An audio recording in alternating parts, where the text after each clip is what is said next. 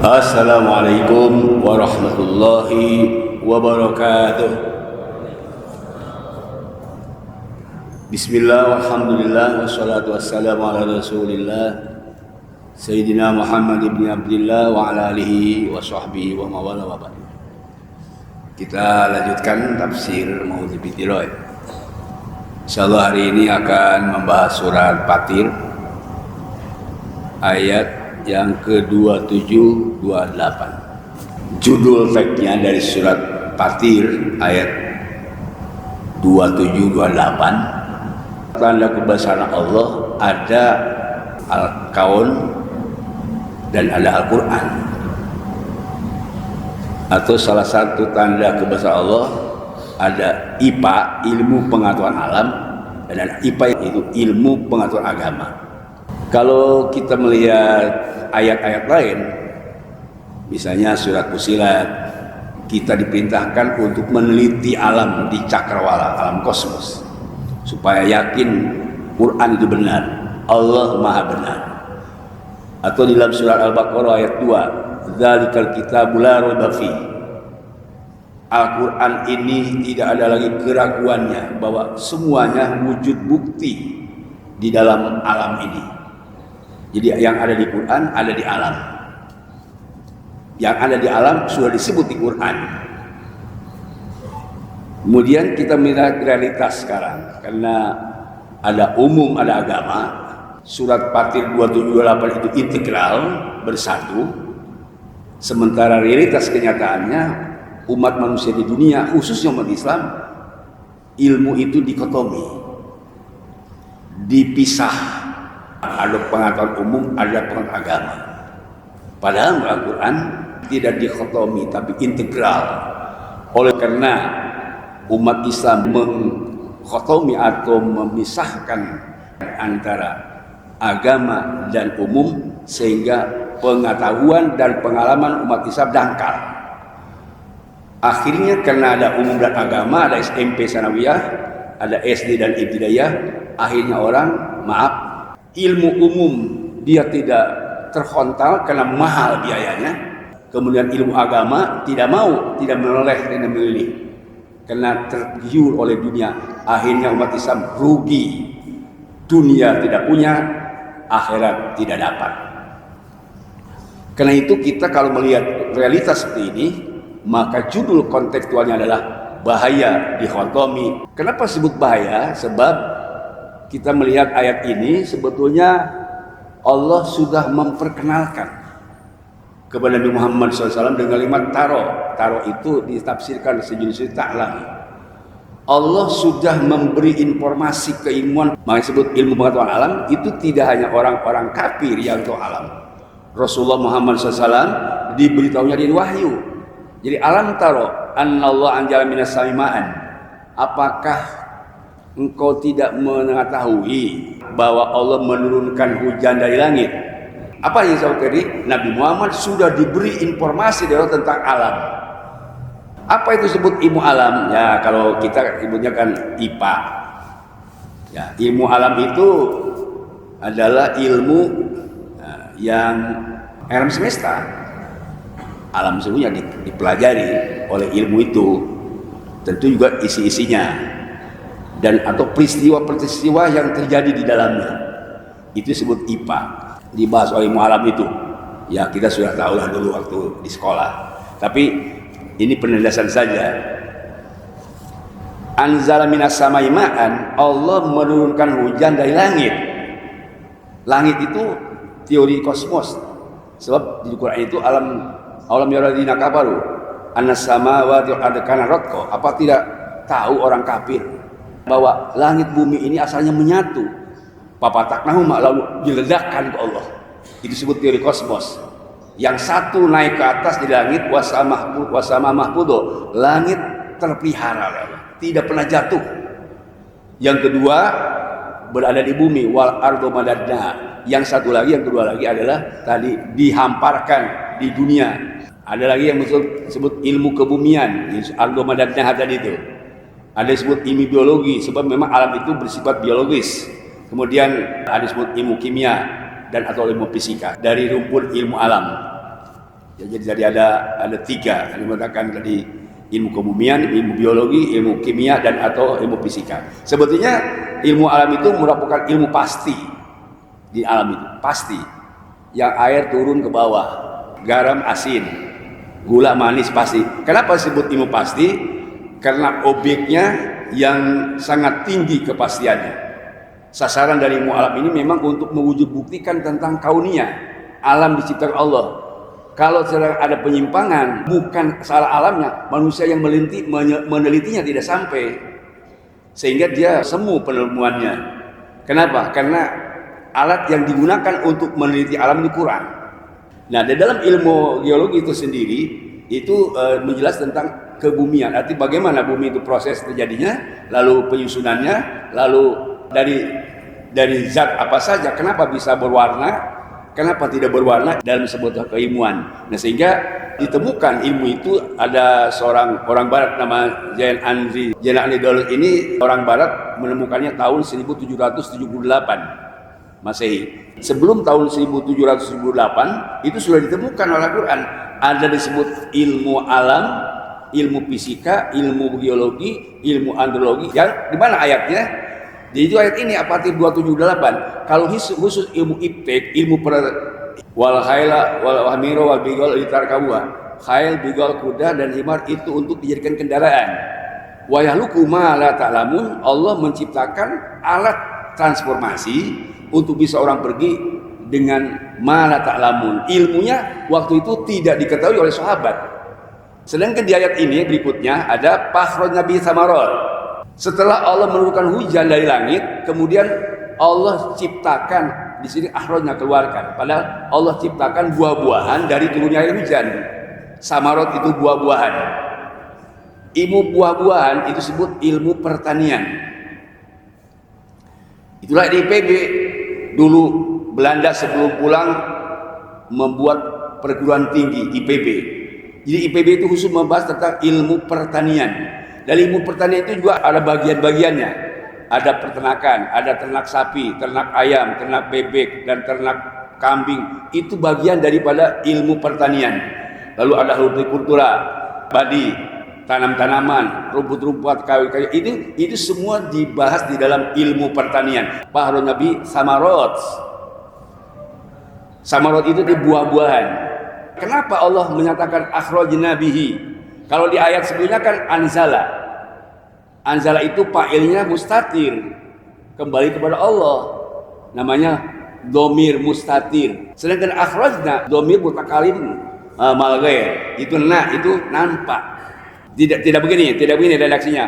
Alam taro annallahu anzala minas sama'an fahraja bihi, tidak, tapi akhrajna ditampakkan. Ini menurut ahli tafsir karena diwujud buktikan bahwa ilmu alam termasuk pertanian itu nampak, kelihatan jelas secara fisik ketemu, terdengar, terasa.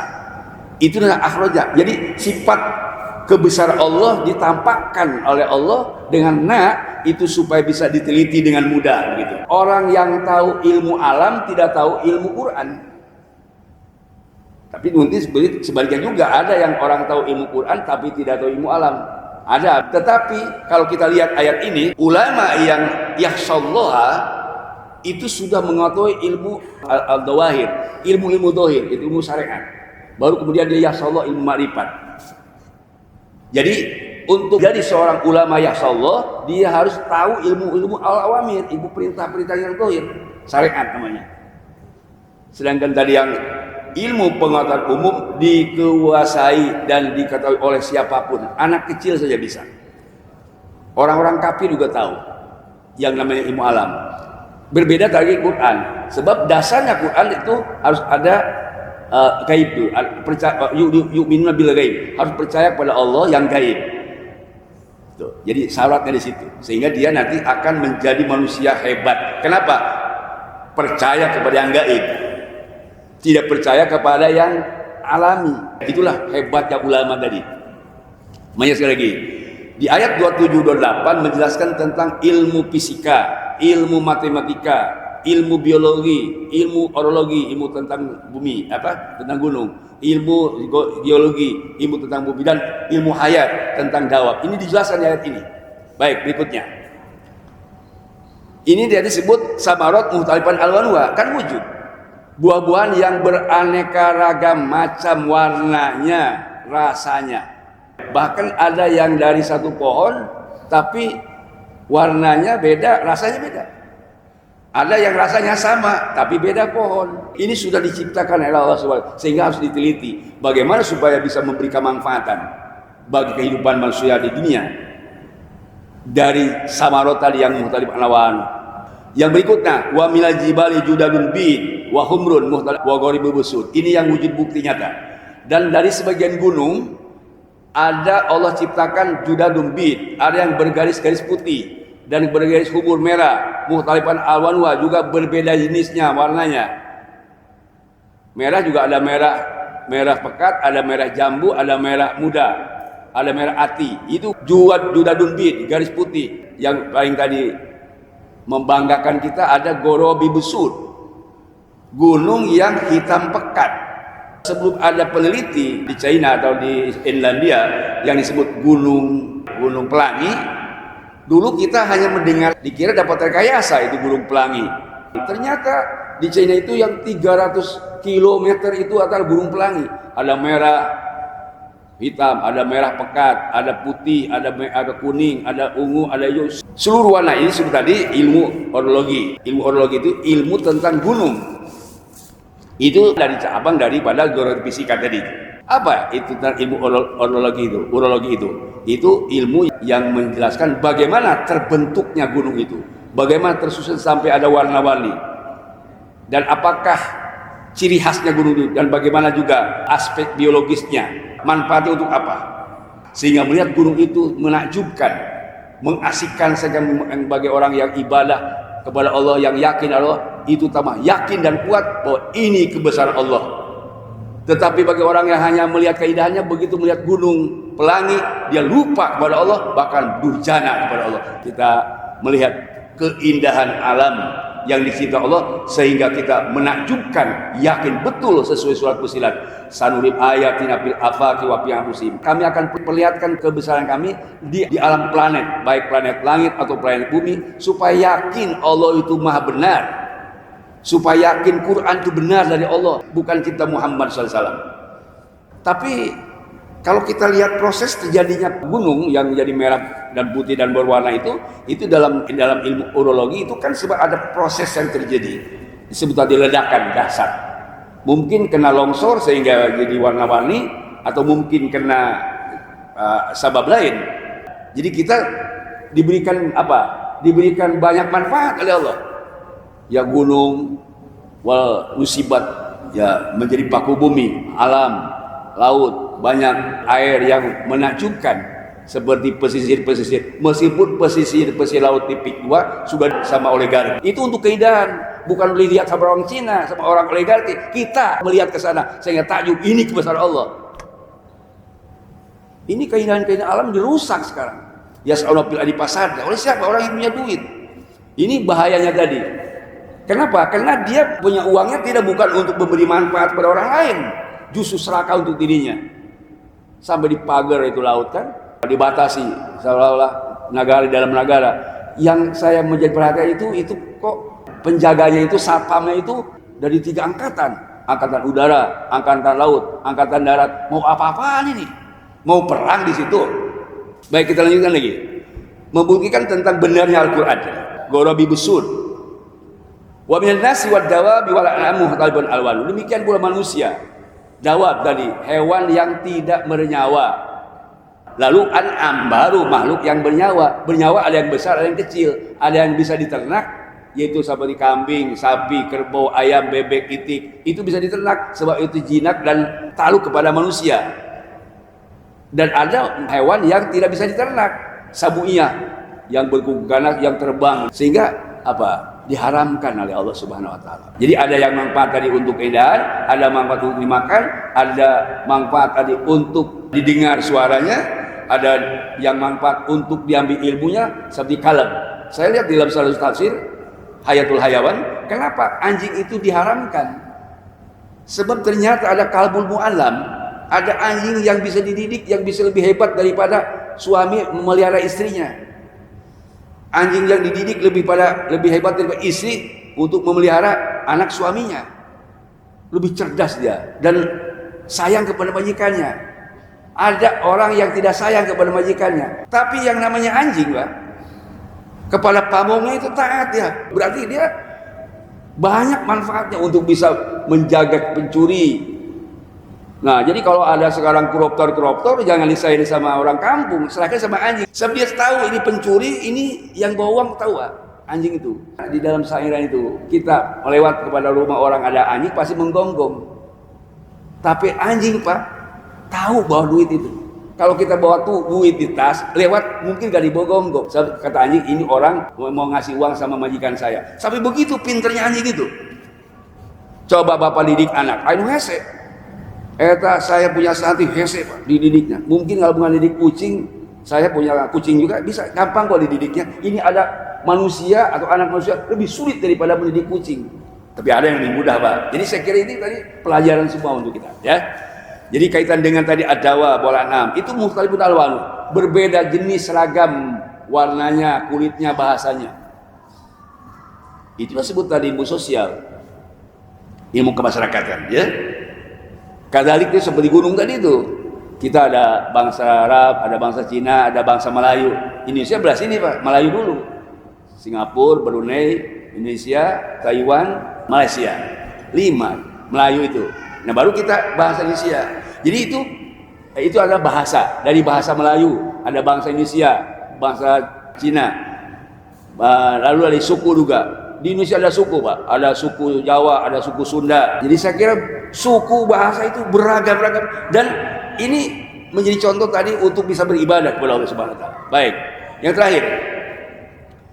Innama yakhsyallaha min ibadil ulama. Min ibadi, dari sebagian hamba Allah yang takut kepadanya hanyalah ulama. Berarti, Pak, ulama itu nilai kelas daripada manusia pada umumnya. Jangan dibandingkan dengan makhluk yang lain. Bapak tidak boleh membandingkan ulama dengan makhluk lain. Ini di sini ibadah ulama itu hamba Allah, manusia. Sebab hamba Allah ada yang tidak manusia, ibadah pada Allah. Sakhkharakum ma fis samawati wal ardh. Sudah ibadah semua yang ada di langit dan di bumi. Batu sudah ibadah, bulan ibadah, gunung beribadah, semua kepada Allah. Ini tidak boleh dibandingkan dengan makhluk itu. Di sini minimalnya dia tafsirnya sebagai dari hamba Allah yang diangkat derajatnya, yang takutnya hanya kepada Allah, hanya ulama. Sebab ada hamba Allah yang tidak takut sama Allah. Begini rumusnya, Pak, di Quran itu. Fala takhshawhum wasauni. Kamu tidak boleh takut kepada orang, tapi harus takut kepada aku. Itu Quran surah Al-Baqarah. Artinya apa? Di dalam urusan kepada Allah jangan takut sama orang. Sekali lagi, urusan membela agama Allah, membela Islam, membela umat Islam, jangan takut sama orang siapapun, harus dilawan. Hanya dua saya bukan. Sekali lagi, kita tidak boleh takut kepada orang di dalam urusan Allah, tetapi kita harus takut kepada Allah dalam urusan orang. Apa maksudnya harus takut kepada Allah dalam urusan orang? Kalau punya hutang, takut kepada Allah. Zalim kepada masyarakat, takut sama Allah. Jadi yang bisa takut kepada Allah hanya disebut tadi ulama dari manusia yang hamba Allah itu. Nah, kita mengejar itu. Di sini ada kaderisasi kita, pesantren. Jangan sampai kita bisa dibohongi oleh sistem dikotomi. Punya dunia tidak punya akhirat, ya masih mending lah gitu. Punya akhirat tidak punya dunia, masih mending dibandingkan dengan tidak dunia tidak akhirat. Tapi kita tidak mending, tetap kita harus mengejar. Mengejar apa? Mengejar yang tadi ilmu agama jelas, paham, dan ilmu umum juga ngerti. Saya kira ini bagian daripada surat Fatir 27-28. Tidak boleh dipisahkan dunia dan akhirat. Tidak boleh dipisahkan agama dan negara. Yang memisahkan dunia dan agama, dunia dan akhirat itu sekuler namanya. Kemarin kita sudah bahas ayat. Sekuler itu yang memisahkan dunia dan akhirat. Menurut Imam Sufyan Tsuri radhiyallahu anhu, dikatakan begini, al ulama salasah. Ulama ini yang dikejar kita ada 3 kan.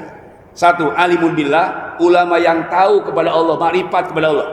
Dan alimun bi amrillah, juga tahu tentang ilmu syariat. Ilmu agama tahu, ilmu umum tahu gitu. Itu 1 ulama begitu. Ya. Jadi ilmu akhirat, ilmu ma'rifat tahu, dan ilmu syariat juga tahu, sehingga dipakai dua-duanya. Dua, alimun billah laisa bi alimin bi amrillah. Dia tahu kepada Allah tapi tidak tahu faraid, tidak tahu syariat. Nah, sehingga ini yang berbahaya juga. Ya, tidak tahu syariat, tidak tahu hukum. Itu yang kedua. Dan yang ketiga, alimun bi amrillah laisa bi alimin billah. Ada orang yang alimun bi amrillah, dia tahu ilmu dunia, dia tahu ilmu hukum, tapi tidak tahu alimun bil akhirah, alimun billah. Yang tadi Allah yang mana? Bal alim billah wa bi amrillah. Tahu ilmu ma'rifat dan tahu juga ilmu syariat. Itulah yang disebut yahsallah, yang takut kepada Allah Subhanahu wa taala. Sedangkan orang yang tahu hudud, tahu ilmu faraid, tahu ilmu hukum, dan tetapi tadi ada yang tidak tahu ilmu agama. Ini cukup berbahaya. Apalagi dunia tidak tahu, akhirat tidak tahu. Mudah-mudahan apa yang disampaikan hari ini tidak boleh dikhotomi antara ilmu alam dan ilmu Quran. Tidak boleh dikhotomi antara ayat-ayat Qur'aniyah, ayat Quran dan ayat-ayat kauniyah. Itu semua sudah disebut di dalam surat Fatir ayat 27 28. Yang mengkhotomi, yang memisahkan, berarti dia bisa saja hidup di dunia sejahtera, di akhirat ke neraka. Yang mengkhotomi antara kedua ibu, bisa saja dia di dunia bahagia, di akhirat ke neraka.